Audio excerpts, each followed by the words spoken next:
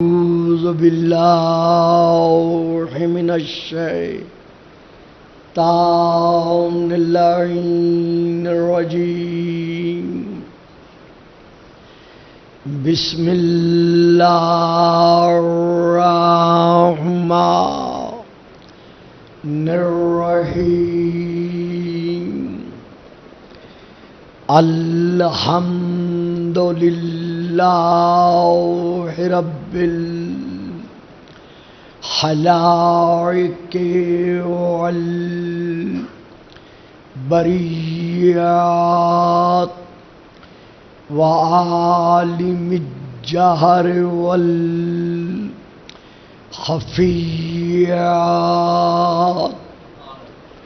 وبيده ملكوت الأرضين والسماوات. والصلاة والسلام على النبي الأمي القرشي الهاشمي الأبتهي المكي المدني المبعوث على العرب والعجم بالقاسم محمد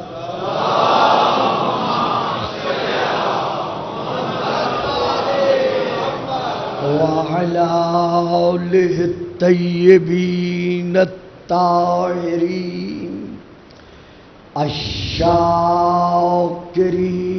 الصابرين الراشدين المهديين.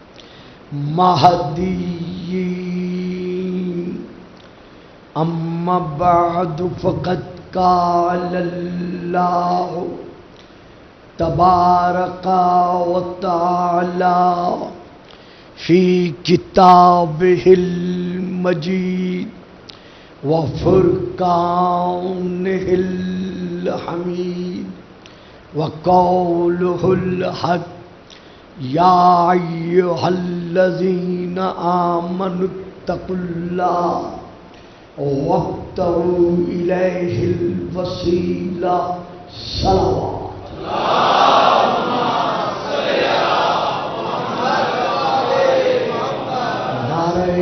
تکبیر، نعرہ تکبیر، نعرہ رسالت، نعرہ رسالت، نعرہ حیدری، نعرہ حیدری، حسینیت، حسینیت، یزیدیت، یزیدیت، بآواز بلند صلوات.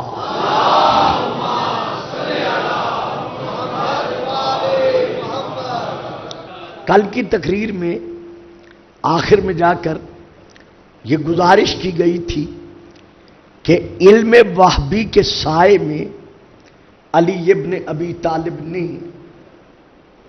دعویٰ کیا ہے سلونی سلونی قبل ان تفقدونی.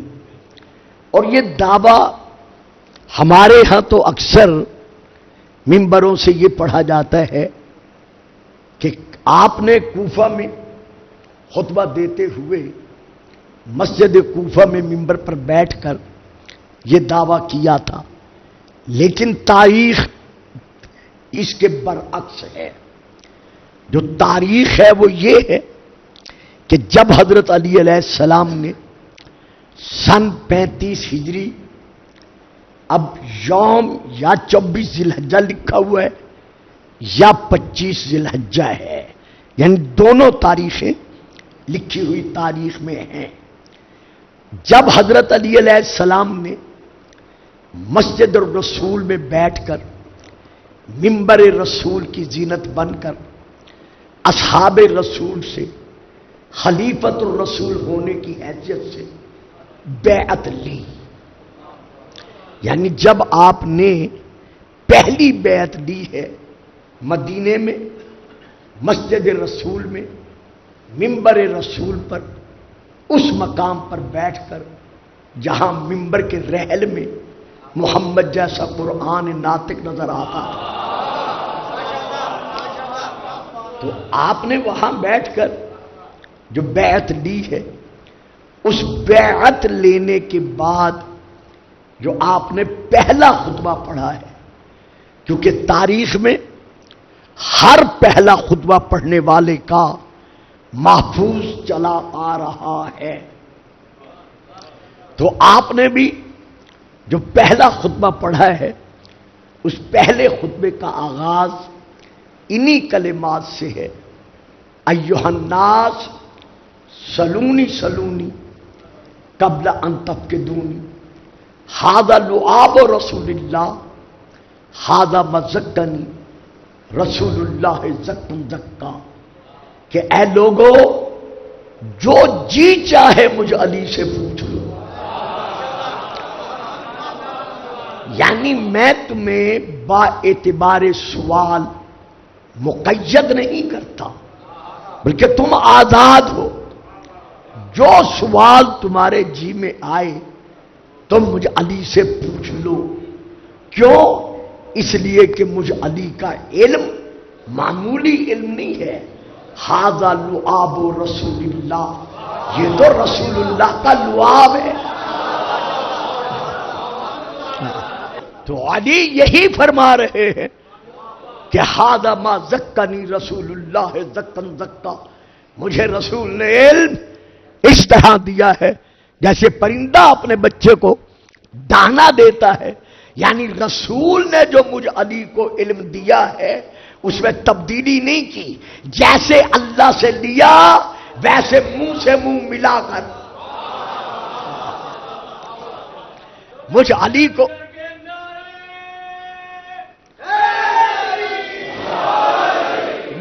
کو عطا کر دیا۔ اب یہاں پر یہ علم علی کسبی نہیں بلکہ علم علی وہبی ہے۔ اب جن کا علم کسبی تھا انہوں نے حسد علی کے دلدل میں دھنس کر دعویٰ تو کر لیا، لیکن اب معیار پر کیسے اترے؟ دعویٰ تو ہو گیا۔ مقاتل بن سلیمان نے دور بنی عباسیہ میں ممبر پر بیٹھ کر خطبہ دیتے دیتے جوش میں آ کے ہوش کو بھلا کر یہ دعویٰ کر دیا کہ سلونی سلونی اما دون العرش، کہ جو کچھ عرش کے نیچے ہے وہ مجھ سے پوچھو، میں تمہیں بتانے کے لیے تیار ہوں۔ اول تو کسبی علم میں جھول یہی نظر آ گئی کہ علی نے ہمیشہ یہی کہا، انی عالم بطرق السماوات من طرق الارض، میں علی زمینوں کے راستوں کی نسبت آسمانوں کے راستے زیادہ بہتر جانتا ہوں۔ یہ دعویٰ کر رہا ہے عرش کے نیچے نیچے جو کچھ ہے مجھ سے پوچھ لو۔ بس اس کا کہنا تھا۔ سامنے ممبر سے ایک سامع کھڑا ہوا، دیکھ کر کہا، ابن سلیمان پتہ ہے یہ دعویٰ کس کا ہے؟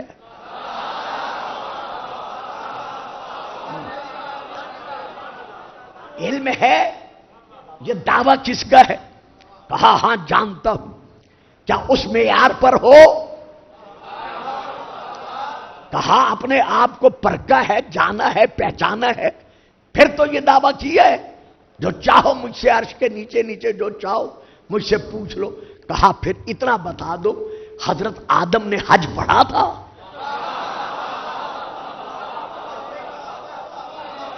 اپنے آپ سے کہتا ہے جی ہی جی میں کہتا ہے واہ واہ کیسے لاج رکھ لی گئی، معمولی سے اس نے سوال کیا ہے، بڑے تمطراق سے کہتے ہیں ہاں حج پڑھا تھا۔ بس کہا نہیں صاحب سوال تو آگے ہے۔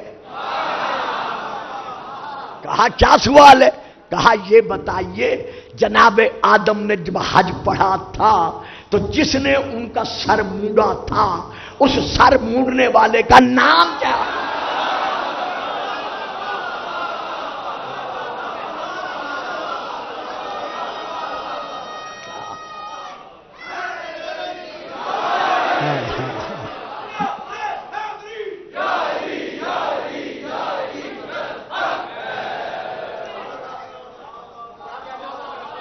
بڑی مہربانی، بڑی مہربانی۔ ندامت سے سر جھک گیا، سر پکڑ کر بیٹھ گیا، سر اٹھا کر کہتا ہے بس اسی کو سوال آتا تھا، کسی اور کو نہیں آتا، کوئی اور سوال کرو، یہ بھی کوئی سوال تھا؟ اچھا اس کا اتنا کہنا تھا؟ ایک اور صاحب کھڑے ہو گئے، کہا اچھا ابن سلیمان اگر دوسرا سوال سننا چاہتا ہے تو پھر وہ مجھ سے سن لے، مجھے یہ بتا اصحاب کاف والوں کے ساتھ کتا تھا؟ کہتا ہے یہ بھی کوئی پوچھنے کی بات ہے، قرآن میں موجود ہے کتا تھا۔ کہا بھئی یہی تو میں پوچھنا چاہتا ہوں کہ اس کتے کا رنگ کیا تھا؟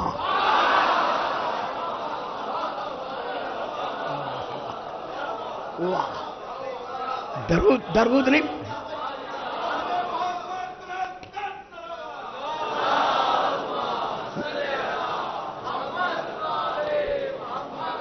یہ سوال سنتے ہی اس کا رنگ اڑ گیا، رنگ پھک ہو گیا۔ پھر کہتا ہے کسی اور کو کوئی سوال آتا ہو تو وہ کر لو، ضروری ہے ان کا جواب دینا۔ ایک اور صاحب کھڑے ہو گئے، کہا ابن سلیمان یہ جو زمین پر چڑی رینگ رہی ہے یا چل رہی ہے اتنا بتا دے کہ اس کیڑی کی جو آنتڑیاں ہیں جسم کی وہ جسم کے اگلے حصے میں ہیں یا پچھلے حصے میں ہیں؟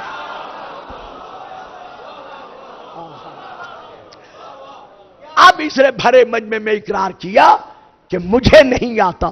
جب اس نے کہا نا مجھے جواب نہیں آتا، اب پردہ داروں میں سے ایک خاتون اٹھی اور اس نے اندر سے آواز دے کر کہا ابن سلیمان جس کا دعویٰ چرایا ہے اس نے تو کبھی نہیں کہا تھا کہ میں نہیں جانتا۔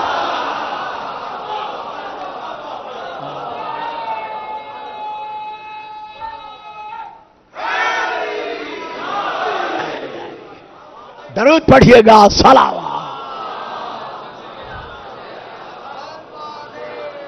بڑی مہربانی صاحب، بہت مہربانی۔ تو دیکھا آپ نے علم کسبی میں اور علم وہبی میں کتنا فرق ہے۔ یعنی ساری زندگی علی کا یہ دعویٰ رہا کہ سلونی سلونی قبل ان تفقدونی، لیکن کسی منزل پر علی نے یہ نہیں کہا کہ مجھے سوچنے دو یا مجھے پوچھنے دو، میں پوچھ کے جواب دے دوں گا، نہ، یہ تھا علم علی ابن ابی طالب کا وہبی۔ یہی وجہ ہے کہ ہم یہاں پر یہ دیکھتے ہیں کہ اللہ ارشاد فرما رہا ہے واللہ علی کل شیء شہید، اللہ ہر شے پر شہید ہے، گواہ ہے، حاضر و ناظر ہے۔ پھر اللہ کا پھر ارشاد ہے ثم اللہ شہید علی ما یفعلون، جو وہ عمل جہاں جہاں بجا لاتے ہیں اللہ ان کے ہر فعل کو، ہر عمل کو دیکھ رہا ہے۔ پھر تیسری آیت ہے واللہ یشہد علی ما تعملون، جو کچھ وہ اعمال بجا لاتے ہیں اللہ ان اعمال کو دیکھ رہا ہے، ان پر شہید ہے، حاضر ہے، ناظر ہے۔ پھر ایک اور مقام پر اللہ پھر ارشاد فرما رہا ہے ما یکون من نجوى ثلاثۃ الا هو رابعهم ولا خمسۃ الا هو سادسهم ولا ادنى من ذلك ولا اکثر الا هو معهم اینما كانوا۔ اے اولاد آدم، جہاں تم تین فرد بیٹھ کر آپس میں سرگوشیاں کرتے ہو اور دائیں بائیں دیکھتے ہو کہ کوئی سننے والا تو نہیں ہے، تو جہاں تم تین بیٹھ کر آپس میں یہ گفتگو کرتے ہو تو الا هو رابعهم، تو اس وقت تم میں چوتھا اللہ موجود ہے۔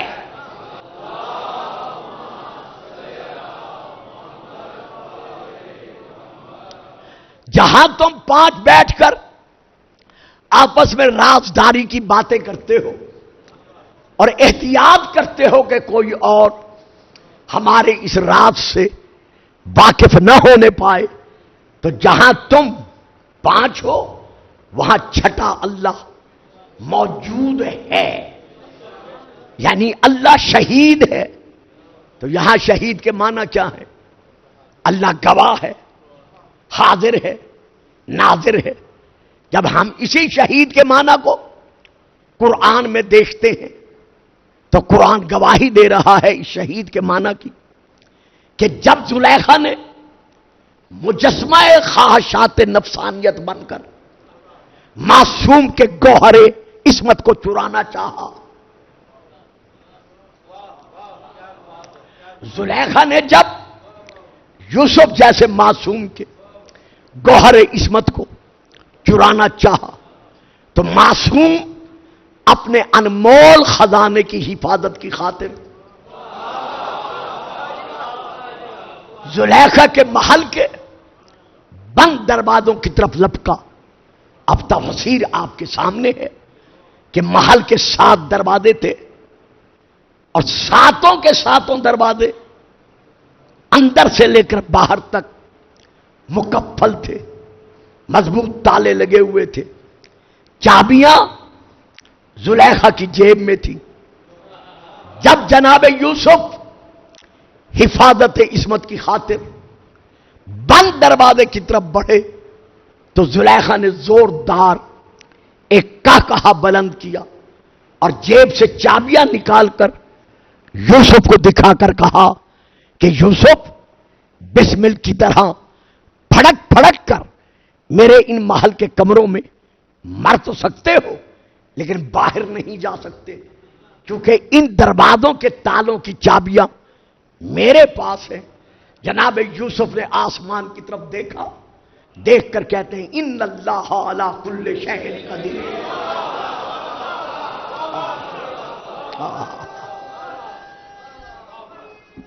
یا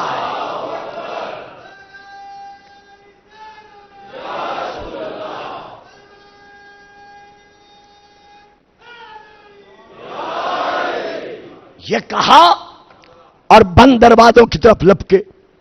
جس جس دروازے کے قریب پہنچتے گئے تالا خود بخود ٹوٹتا گیا۔ میں اس منبر پر جس میں آپ جیسے مخلص سامعین کی دعائیں شامل حال رہتی ہیں، میں آپ کے دعاؤں کے سائے میں یہ فکرہ دے رہا ہوں۔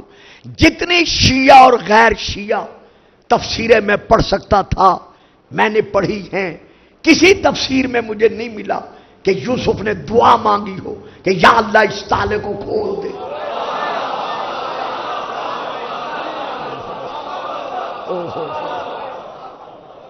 یعنی جب پہنچے ہیں نا دروازے کے قریب، کسی تفسیر میں صرف شیعہ تفسیر کی بات نہیں کر رہا، ہر خاصہ اور آمد دونوں کے نزدیک کسی تفسیر میں نے یہ نہیں پڑھا کہ جناب یوسف نے قریب پہنچ کر کہا ہو کہ یا اللہ اس تالے کو کھول دے، دروازے کو کھول دے۔ نہ، ادھر ارادہ کیا،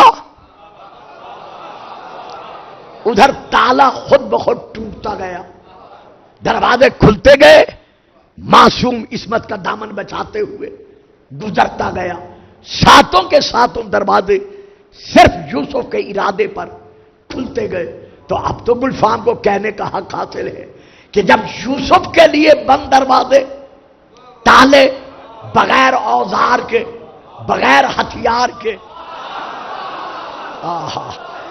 خود بخود کھول سکتے ہیں، تو پھر علی کی آمد پر دیوار کعبہ میں در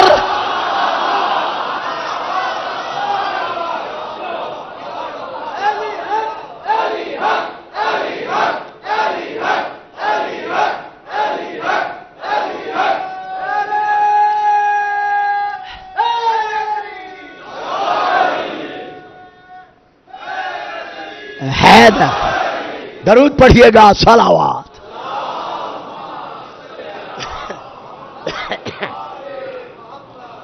جناب یوسف دروازوں سے باہر آ گئے۔ اب زلیخا پیچھے سے لپکتی ہوئی چلی آ رہی تھی۔ اب جو دروازے پر دیکھا تو عزیز مصر کھڑا تھا۔ عزیز مصر کو دیکھتے ہی زلیخا نے وہی کام کیا جو اکثر کیا جاتا ہے، میں فکرہ ادا نہیں کر رہا، سارا اپنے شانوں کا بوجھ اٹھا کر اس نے جناب یوسف کے شانوں پہ ڈال دیا۔ بس میں یہی کہہ کے اپنا معاف ضمیر ادا کر گیا، میں نے اور فکرے ادا نہیں کرنے۔ سارا اپنے شانوں کا بوجھ اٹھا کر معصوم کے شانوں پر اس نے ڈال دیا۔ عزیز مصر نے تیور بدلتے ہوئے جناب یوسف کی طرف دیکھا، جناب یوسف نے اس کے محل کو دیکھنا شروع کیا۔ کہتا ہے یوسف مجھے جواب دینے کی بجائے میرے محل کے کمروں کو دیکھ رہے ہو؟ فرمایا ہاں، تجھے جواب دینے کے لیے تو دیکھ رہا ہوں، تجھے جواب دینے کے لیے تو دیکھ رہا ہوں۔ کہتا ہے وہ کیسے؟ کہا دیکھ رہا ہوں تیرے محل کے اندر کون ہے جو میرا گواہ بن سکتا ہے۔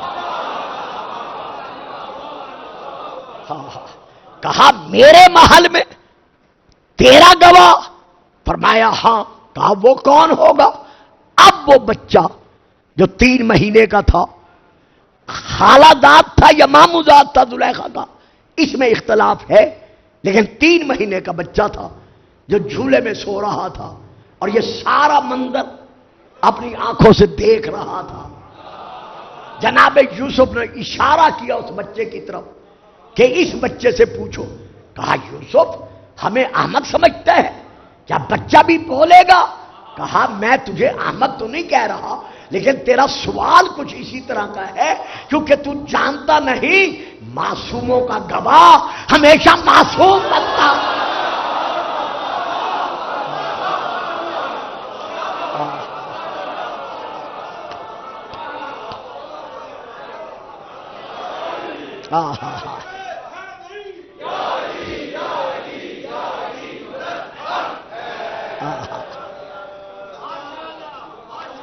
اب آیت گواہی دے رہی ہے کہ ادھر جناب یوسف نے اشارہ کیا، وَشَهِدَ شَاهِدٌ مِّنْ أَهْلِهَا إِنْ كَانَ قَمِيصُهُ قُدَّ مِنْ قُبُلٍ فَصَدَقَتْ وَهُوَ مِنَ الْكَاذِبِينَ وَإِنْ كَانَ قَمِيصُهُ قُدَّ مِنْ دُبُرٍ فَكَذَبَتْ وَهُوَ مِنَ الصَّادِقِينَ۔ اگر کرتا دیکھو یوسف کا سامنے سے پھٹا ہوا ہے تو پھر زلیخا سچی ہے۔ یوسف مورد الزام ٹھہرتا ہے، اور اگر یوسف کا کرتا پیچھے سے پھٹا ہوا ہے تو پھر یوسف سچا ہے اور زلیخا جو ہے وہ کاذبہ ہے۔ تو میں نے اس پہ بولنا نہیں، میں نے تو صرف عرض کرنا تھا کہ جناب یوسف کی عصمت کا گواہ کون بنا؟ اللہ نے اسے کیا کہا؟ شاہدہ شاہدن، کہ وہ دیکھ رہا تھا۔ معلوم ہوا شہید وہ ہوتا ہے۔ یہیں تک تو میں نے آپ کو لانا تھا۔ بڑی مہربانی جس پہ آپ سارے جو سامنے بیٹھے ہیں چپ کر گئے ہیں، یعنی میری پوری تقریر کا یہی نتیجہ تھا کہ شہید وہ ہوتا ہے کہ جس کے متعلق وہ شہادت دے رہا ہے، گواہی دے رہا ہے، وہ اس پر حاضر بھی ہوتا ہے، ناظر بھی ہوتا ہے۔ اب ہم آگے بڑھتے ہیں، ایک اور آیت اور پڑھتے ہیں۔ اللہ ارشاد فرما رہا ہے، سورہ قاف کی یہ آیت ہے، وَجَاءَتْ كُلُّ نَفْسٍ، قیامت کے دن ہر ذی روح میدان حشر میں بلایا جائے گا۔ جب وہ آئے گا تو کس حالت میں ہوگا؟ ایک اس کے پیچھے ہنکانے والا ہوگا، سائقن، جو اس کو لے کر آگے بڑھ رہا ہوگا، اور دوسرا اس کے ساتھ ایک شہید ہوگا۔ اب وہ شہید کون ہوگا؟ وہ اس کا نبی ہوگا، یعنی جو نبی اپنی اپنی امت کا نبی گزرا ہے، جب اس کا امتی میدان حشر میں آئے گا تو یہ نبی بحیثیت شہید کے اس کے ساتھ موجود ہوگا۔ یعنی یہ نبی گواہی دے گا کہ یا اللہ میں اس کے ہر پھیر پر حاضر و ناظر ہوں، شہید ہوں، خواہ وہ مشرق میں تھا خواہ وہ مغرب میں تھا۔ اب ہم اس سے آگے بڑھتے ہیں، معلوم ہوا ہر نبی اپنے امت کے ہر قول و فعل پر شہید ہے، گواہ ہے، حاضر و ناظر ہے۔ اب ہم پھر اور آگے بڑھتے ہیں سورہ نساء کی طرف، جس میں اللہ ارشاد فرما رہا ہے میرا حبیب فَكَيْفَ إِذَا جِئْنَا مِنْ كُلِّ أُمَّةٍ بِشَهِيدٍ وَجِئْنَا بِكَ عَلَى هَؤُلَاءِ شَهِيدًا۔ وہ وقت بھی کیسا وقت ہوگا جب ہم ہر امت کا شہید یعنی نبی اپنی بارگاہ میں بلائیں گے اور تجھے تمام شہیدوں پر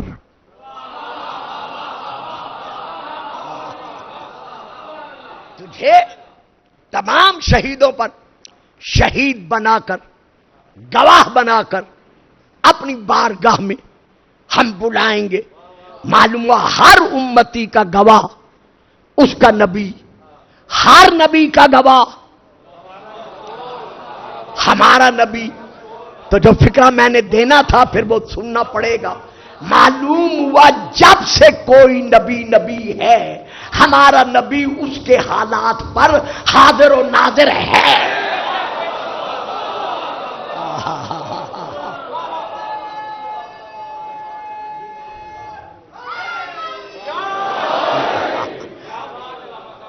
تو ہر نبی کی نبوت کا گواہ قرآن گواہ ہے کہ صرف اور صرف ہمارا نبی۔ اب مہربانی کیجئے گا مجھے تشریح نہ کرنی پڑے چونکہ اتنا وقت نہیں ہے اور آج کی رات میں فضائل پڑھتا نہیں، اب تو خیر پڑ گیا۔ تو تمام نبیوں کی نبوت کا گواہ ہے ہمارا رسول، ہمارا نبی، کہ کل نبیوں کا گواہ ہمارا نبی ہے۔ ہمارے نبی کا گواہ کون ہے؟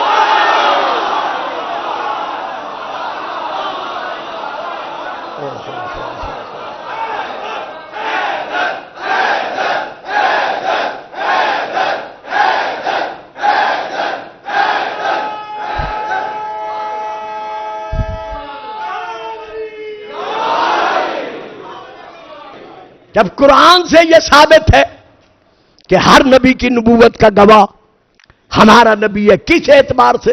حاضر ہے، ناظر ہے۔ کنت نبیم وآدم بین الماء والطین، میں اس وقت نبی تھا جب آدم میں دم نہ تھا۔ اب آؤ تلاش کرو ہمارے نبی کا گواہ کون ہے جو حاضر بھی ہو،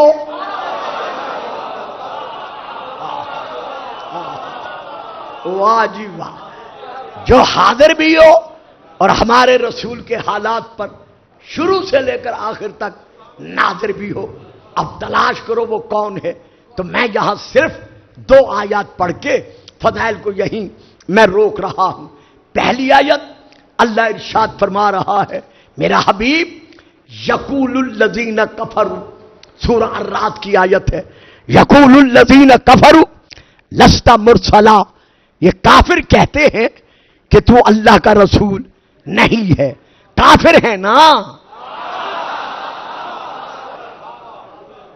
اسی لیے کہتے ہیں کہ تو اللہ کا رسول نہیں ہے۔ مجمع بولا تو ہے لیکن بات رہ گئی ہے۔ بھائی قرآن نے بتا دیا کہ کافر وہ ہے جو محمد کو اللہ کا رسول نہیں مانتا۔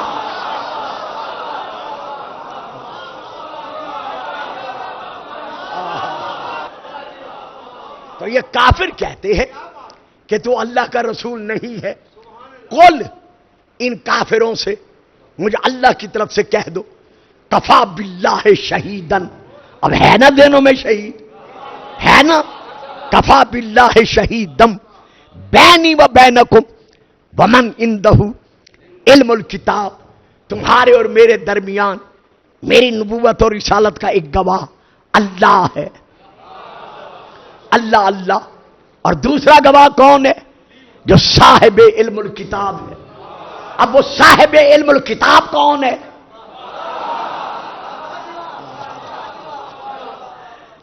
افمن کان علی بینۃ من ربہ وَيَتْلُوهُ شَاهِدٌ مِّنْهُ۔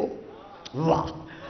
آیا افمن کان، کوئی اس کے برابر بھی ہو سکتا ہے جو اللہ کی طرف سے بینہ پر ہے، یعنی خود مکمل معجزہ بن کر آیا ہے۔ افمن کان علی بینۃ من ربہ ویتلوہ تلا یتلو ویتلوہ، اور اس کے پیچھے پیچھے، بالکل پیچھے پیچھے، بغیر فاصلے کے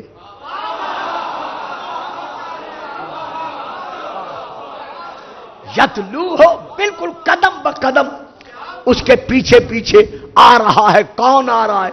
شاہدن، اس کا گواہ۔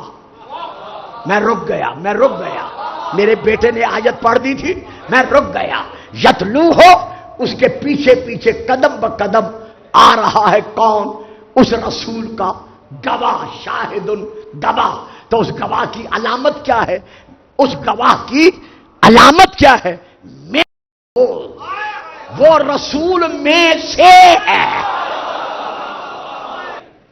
علی مجھ سے ہے اور میں علی سے ہوں۔ جس طرح ساری زندگی علی رسول کا خون ہو کر، گوشت ہو کر، پوست ہو کر، شریک نور ہو کر، بھائی ہو کر، ہمیشہ یہی کہتا رہا، انا عبد من عبید محمد، کہ میں علی محمد کے غلاموں میں سے ایک غلام ہوں۔ اسی طرح علی کے دل کی طلب تھی، آرزو تھی کہ یا اللہ مجھے ایک ایسا بیٹا عطا فرما۔ واہ بھئی واہ، جیتے رہے، سلامت رہے، جو ہو بہو میری شبیہ ہونے کے باوجود ہمیشہ فرزند رسول حسین کا غلام کہلواتا رہے۔ رونے والوں، عزاداروں، صاحبان عزا، کسی حرم کی خاطر علی نے اس طرح کوشش نہیں کی جتنی سیدہ ام البنین کے لیے علی نے کوشش کی ہے۔ حضرت علی کے با اختلاف روایات 19 شہزادیاں اور 16 شہزادے تھے یا 18 شہزادے تھے، یہ ایک تھوڑا سا اختلاف تاریخ میں جتنے بھی تھے۔ سیدہ بطول عذرا سلام اللہ علیہا کے علاوہ کوئی حرم علی کا ایسا نہیں ہے جس کے لیے علی نے تلاش میں یہ کلمات ادا کیے ہوں جو جناب سیدہ ام البنین کے لیے ادا کیے ہیں کہ بھیا عقیل، مجھے ایک ایسے خاندان کی خاتون تلاش کر کے دو کہ اس سے جو مجھے بیٹا ملے وہ اس انداز میں ملے کہ ایک طرف علی کے خون کی شجاعت ہو اور دوسری طرف ماں کے شیر سے ورثے میں اس کو شجاعت ملے۔ تو اب جناب عقیل نے انتخاب کیا جناب بی بی ام البنین کا، جن کا نام ام البنین نہیں بلکہ یہ لقب ہے بیٹوں کی ماں۔ اصل میں جو نام ہے وہ ہے سیدہ فاطمہ، یعنی بی بی کے ہم نام۔ اب جو تاریخ ہے وہ یہ بتاتی ہے کہ جب یہ بی بی مجسمہ وفا ہوتے ہوئے علی و بطول کے گھر کے دروازے کی چوکھٹ پر آئی تو اس نے اندر پہلے قدم نہیں رکھا۔ یہ آپ علمی مرکز میں بیٹھے اور میں شرعی ذمہ داری کے تحت یہ کلمات ادا کرنے کا عادی ہوں کہ اس بی بی نے فوراً اندر قدم نہیں رکھا بلکہ یوں جھکی، جھک کر دونوں ہاتھ زمین پر رکھے، اپنا منہ بی بی نے چوکھٹ پہ رکھا، سیدہ بطول کے گھر کی چوکھٹ کا بوسہ لے کر کہا، بی بی گواہ ہے نا، میں علی کا حرم بن کر نہیں آئی، تیرے بچوں کی کنیز بن کے آئی۔ حسنین کو اطلاع ملی، شہزادیوں کو خبر ملی، آنے والی ماں کے لیے بیبیاں حجرے سے باہر نکلنے لگی. حضرت علامہ عباس عزیزی نے آیت اللہ نے یہ کلمات لکھے ہیں کہ جیسے شہزادیاں اور حسنین باہر نکلنے لگے اپنے حجرے سے، اب بی بی چلی نہیں، جیسے نظر پڑی وہیں سے بی بی دوڑی، دوڑ کر شہزادیوں کی قدموں پر اپنی پیشانی رکھ کر کہا بیبیوں مجھے کبھی ماں نہ کہنا. سبحان اللہ سبحان اللہ سبحان اللہ. میں تمہاری ماں بن کر نہیں آئی. آ گئے وہ ایام، حضرت عباس علیہ السلام اس دنیا میں جلوہ فگن ہوئے. 4 سال اور 5 سال کے درمیان کا سینہ مبارکہ لکھا گیا ہے. کتاب کا نام ہے خصائص العباسیہ. اب یہ روایت میں وہاں سے پڑھ رہا ہوں کہ حضرت عباس 4 اور 5 سال کے درمیان تھے، یعنی 4.5 سال کے تھے، 4.25 سال کے تھے، 4.25 سال کے تھے. نیچے انہوں نے لکھا ہے 4.5 سال کے تھے. حضرت عباس 4.5 برس کے تھے. علی نے جناب عباس کے لیے ایک چھوٹی سی تلوار بنوائی جو کہ آپ کے پہلو میں لٹتی تھی، سر پر چھوٹا سا امامہ رکھا، اور آپ کا لباس علی نے خود تیار کروایا اسی اعتبار سے. کیوں؟ جب کبھی شہزادیاں رات کے وقت نانا کے مدار کی زیارت کے لیے اپنے گھر سے باہر قدم رکھتی تھی یا ماں کی قبر کی زیارت کے لیے جانا چاہتی تھی تو کبھی دن میں نہیں گئی. جب بھی گئی رات کی تاریکی میں گئی. جب بیبیاں گھر سے باہر قدم رکھتی تمام بھائی بیبیوں کو اپنے گھیرے میں لے لیتے. آگے آگے 4.5 سال کا عباس ہوتا.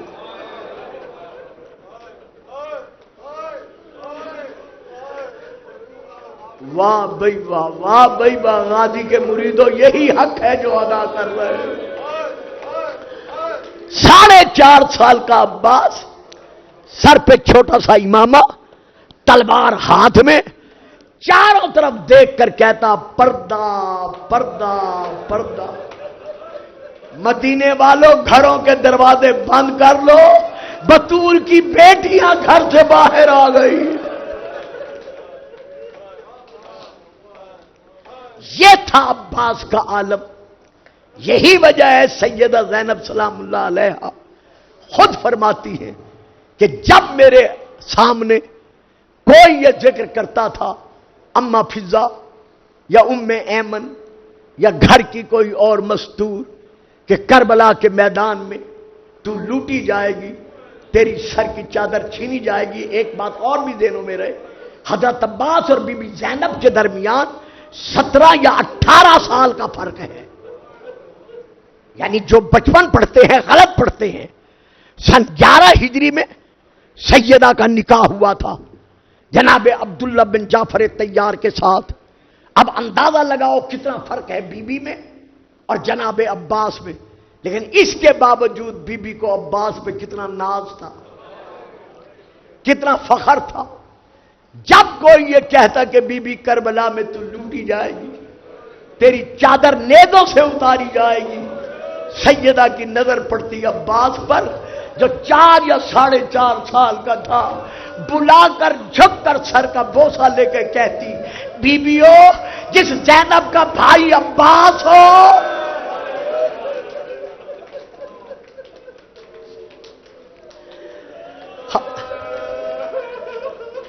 کسی کی کیا ضرورت جب وہ زینب کی نالین کو بھی میلی آنکھ سے دیکھ سکے. وقت گزرتا گیا، زینب کا مان بڑھتا گیا. لیکن جب کربلا کے میدان میں 7 محرم کو جب پانی بند ہوا ہے تو اس وقت امام نے فرمایا مولا حکم دریا کے کنارے سے خیمے ہٹا لو.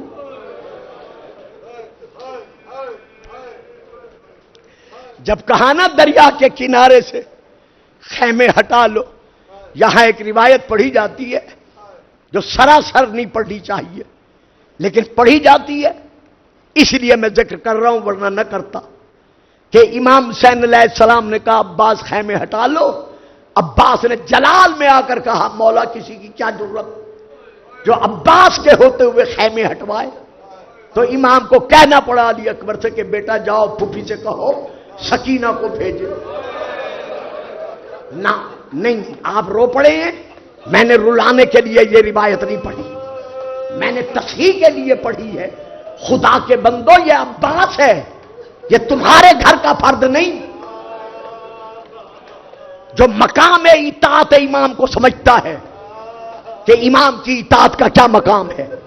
ادھر امام نے کہا خیمے اکھاڑو، ادھر عباس نے جس تلوار سے لکیر کھینچ کے کہا تھا کہ شامیو کوفیو جو یہ کہہ رہے ہو کہ خیمے اکھاڑ لو، آؤ کسی میں جرت ہے تو اس لکیر کے اندر آ کے دکھاؤ. لیکن جب حسین نے کہا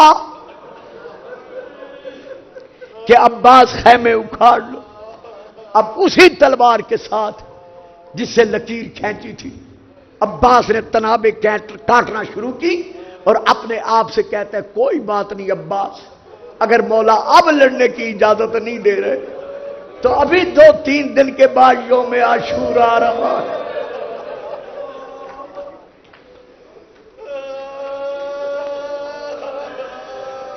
مرحبا مرحبا مرحبا. عاشور کے دن مجھے لڑنے کی اجازت مل جائے گی، ساری حسرتیں نکال دوں گا. جب حسن کے جنازے پر تیر برسے تھے میں نے کہا تھا زہرا کا لال مجھے جواب دینے دے، تو مولا نے کہا تھا عباس رک جا موقع آنے دے. تنابیں کاٹی، خیمے اکھاڑ لیے گئے، پانی بند ہو گیا. ہائے یوم عاشور، ہر طرف بچوں کے خیموں سے العطش العطش کی آواز آ رہی ہے. عباس خیمے میں داخل ہوئے، یا 4 سالہ سکینہ روتی ہوئی آگے بڑھی، رو کے کہتی ہے چچا آپ بھی موجود ہو، عسکر بھی تڑپتا رہے. کہا بطول کی پوتی ایک احسان کرو. جی چچا بابا سے اجازت لے لو. جب کہا نا اجازت لے کر دے دو، کہا چچا ابھی اجازت لے دیتی ہوں. اولاد والوں سنو گے بی بی نے کیا کیا؟ جلدی سے اپنے خیمے میں گئی، چھوٹا سا مشکیزہ اٹھا کے لائی جو خشک مشکیزہ تھا. کہا چچا اب اپنے شانے جھکاؤ، اپنے آپ کو جھکاؤ. چچا میں مشکیزہ پہنا دی ہوں، میرا مشکیزہ دیکھ کر بابا اجازت دے دیں گے.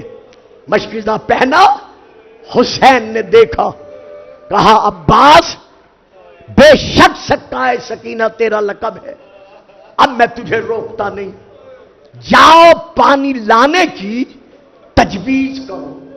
یہ نہیں کہا لے آؤ، اگر فرما دیتے لے آؤ تو کائنات کی کوئی طاقت نہ تھی جو عباس کو پانی لانے سے روک سکتی. فرمایا تجویز کرو. اب عباس تیار ہوئے، چلنے لگے. جب چلنے لگے تو تاریخ یہ ہے کہ سیدھے سیدہ کے خیمے کے دروازے پر آئے. بی بی زمین پر بیٹھی ہے، سر جھکا ہوا ہے. عباس دروازے پہ روک کر کہتے ہیں سیدادی میری شہزادی، غلام کا آخری سلام. سلام کا کرنا تھا. بی بی تڑپ کر زمین سے اٹھی. کہا عباس اندر چلا، مجھے دایاں بازو بھی چوم لینے دے، بایاں بازو بھی چوم لینے دے. اب مجھے یقین ہو گیا ہے میری چادر اٹھ جائے گی.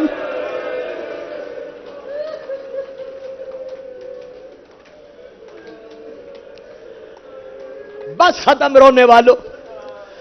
جناب عباس اجازت لے کر دریا کے کنارے پہنچے، آپ نے مشکیزہ بھرا، امام حسین ایک ٹیلے پر کھڑے ہو گئے، اونچے ٹیلے پر، جیسے مشکیزہ بھر کے چلے، حسین نے تھوڑی دیر بعد دیکھا عباس کا علم جھکا، یقین ہو گیا دایاں بازو شہید ہوا۔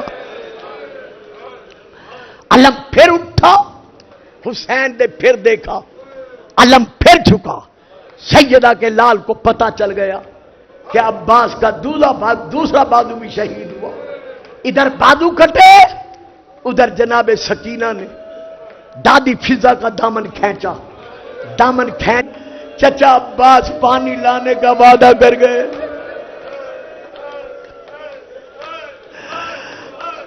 ابھی تک میرے چچا نہیں آئے۔ کہا آؤ سکینہ، میں تمہیں تمہارا چچا دکھاؤں۔ جیسے سکینہ دروازے پر آئی، جناب فضا نے سکینہ کو یوں ہاتھوں پر اٹھایا، کہا دیکھ ادھر میدان کی طرف۔ جیسے سکینہ نے دیکھا، تڑپ کر کہتی ہے دادی یہ میرے چچا کا علم کبھی جائیں جھک رہا ہے، کبھی بائیں جھک رہا ہے، خیر تو ہے؟ کہا سکینہ تیرے چچا کے دونوں بازو۔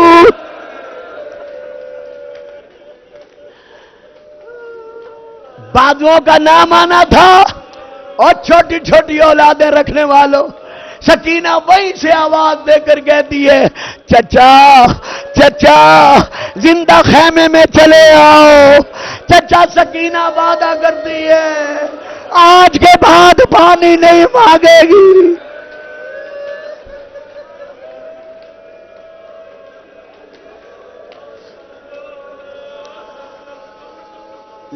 لے لو سانس لے لو۔ بڑی گرمی میں بیٹھے ہو، بڑے حبس میں بیٹھے ہو، کتنے خوش نصیب ہو، اوپر پنکھے چل رہے ہیں، اے سی چل رہے ہیں، پانی کا انتظام ہے، یہ بچے سارے کچھ اپنے آگے بوتلیں رکھے ہوئے ہیں۔ میں بار بار آپ دیکھ رہے ہیں جیسے پیاس لگتی ہے، پانی پی رہا ہوں۔ ہائے مولا عباس، ہائے وقت قیامت، جب تو نے پانی گرا کے کہا سکینہ پیاسی ہو،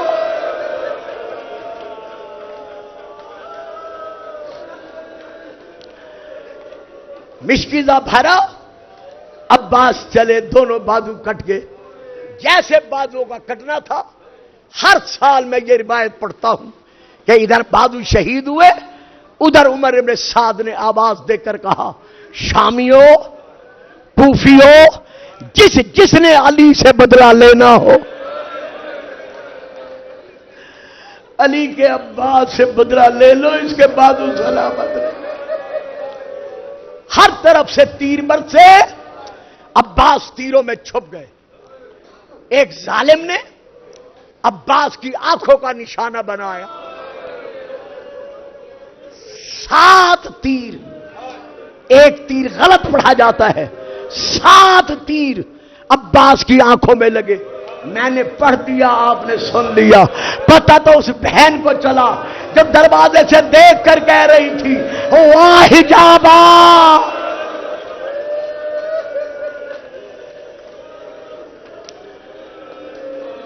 ہائے میرا بردہ۔ تیروں کا لگنا تھا کہ خرملا کو حکم ملا اسی طرح مشکیزہ خالی کر۔ اس نے تیر چھوڑا، مشکیزے پہ لگا، سارے مشکیزے کا پانی گرا۔ اب عباس کہتے ہیں گھوڑا میں نے خیمے میں نہیں جانا، مجھے واپس میدان میں لے جا۔ اتنا کہا، چاہا کہ تیروں کو نکالیں، زانو اوپر کیے، سر نیچے کیا کہ زانوں میں تیر ڈال کر ان کو کھینچیں۔ ابھی کھینچنا چاہا ہی تھا کہ پیچھے سے ایک ظالم نے سر پہ گرز مارا، اور رونے والوں گرز کا لگنا تھا، درمیان سے سر پھٹ گیا۔ سر پھٹائی تھا کہ ایک ظالم نے کمر میں نیزہ مارا، نیزے کا لگنا تھا۔ اب عباس سین پر نہیں رہا، منہ کے بل عباس زمین پر آئے۔ اب جناب عباس خود فرماتے ہیں اے ذاکرو، اے واعظو، جب بھی میری شہادت پڑھا کرو، مومنین سے پوچھا کرو کہ اگر کوئی سوار اپنی سواری سے زمین پر گرے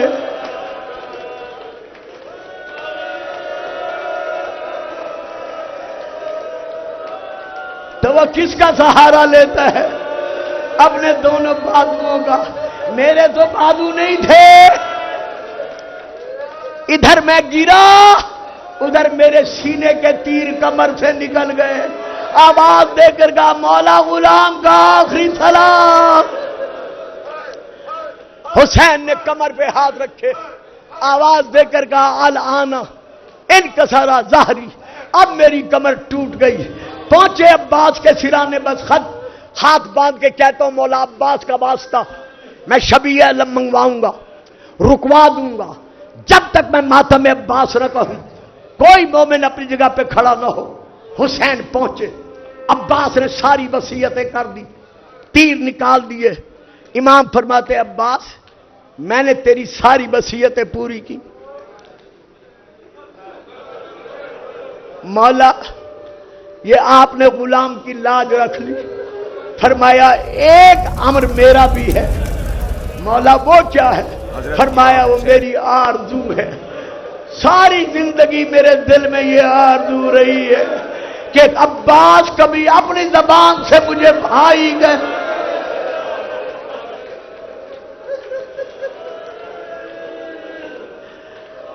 ہمیشہ غلام کہلواتا رہا ہے، آج تو بھائی کہہ دے، لاشا تڑپا، تڑپ کر کہتا ہے مولا اگر میں آپ کو بھائی کہوں اور بی بی بطول کی روح تڑپ کر کہہ دے کہ عباس تیری یہ جرت جو غلام ہوتے ہوئے بھائی کہلوا رہا ہے، یا میدان سے آواز آئی نہیں ہو میرا وفادار بیٹا، نہیں ہو میرا علمدار بیٹا، نہیں ہو میرا عباس بیٹا۔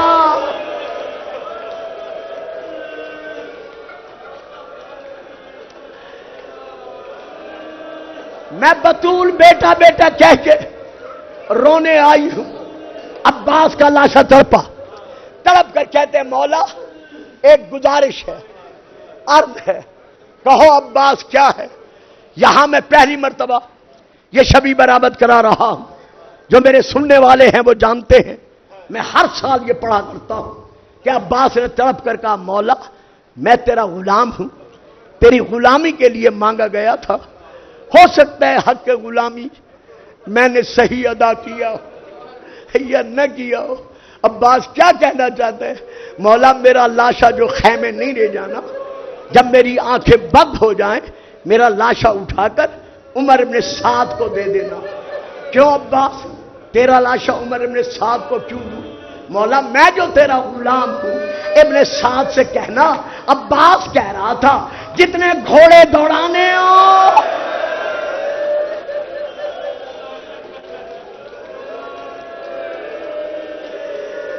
میری لاش پہ گھوڑے دوڑا رہو، ہائے مجسمہ وفا، ہائے ناخدائے وفا، لے آئے علم کو، لے آئے علم کو، بیٹھے رہو بیٹھے رہو، صدقہ غازی کا بیٹھے رہو، لے آؤ میرے بچوں، لے آؤ سامنے،